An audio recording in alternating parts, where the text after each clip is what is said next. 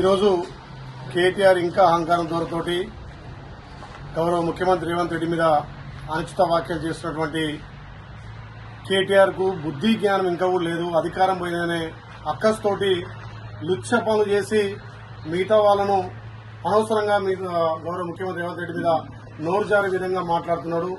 ఇలా నువ్వు మీ కుటుంబం లుచ్చ పనులు చేసి తెలంగాణ పరుగును తీసినటువంటి మీరు మాట్లాడడం నిజంగా కూడా సిగ్గుచేటు. ఒక రకంగా మీ చెల్లె తెలంగాణ పరుగును తాకట్టు పెట్టి జైలుకి వెళ్లిందే కాక ఇవాళ ఈ ఫార్ములా కేసులో 55 కోట్లు విదేశీ కంపెనీలు కట్టుబెట్టి ఎలాంటి అనుమతులు లేకుండా లుచ్చా పనులు చేసింది నువ్వు.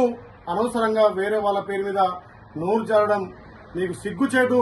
ఇకనైనా నీ బుద్ధి మార్చుకో. ఒక నీచపు నికృష్ట పనులు చేసి తెలంగాణ పరుగును తెలంగాణలో భారతదేశంలో కాదు ప్రపంచ దేశాల్లో కూడా పరుగు తీసే విధంగా వ్యవహరించిన నీకు సిగ్గు శరం లేకుండా మాట్లాడుతున్నావు. మా గౌరవ ముఖ్యమంత్రి ప్రజాపాలన ద్వారా ప్రజలకు సంక్షేమాలు అందించి మీరు చేసినటువంటి అప్పులను మీరు చేసినటువంటి తప్పులను ఒక్కొక్కటిగా సర్దిద్దుకుంటూ ప్రజాపాలన అందిస్తూ ఇలా ప్రజలను మందుతున్నటువంటి గౌరవ ముఖ్యమంత్రి మీద కేటీఆర్ అనుచిత వ్యాఖ్యలు చేస్తున్నావు.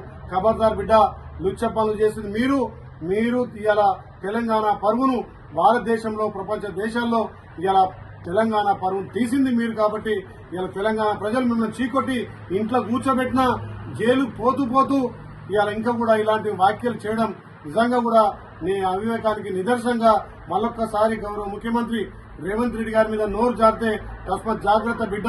ఇప్పటికైనా ఒళ్ళు దగ్గర పెట్టుకుని తప్పకుండా నువ్వు అరెస్ట్ అయ్యేది ఖాయం, నువ్వు జైలు పోయేది ఖాయం. ఇలా మతి భ్రమించి మాట్లాడుతున్నటువంటి కేటీఆర్ కు తెలంగాణ ప్రజలు బుద్ధి చెప్పారు.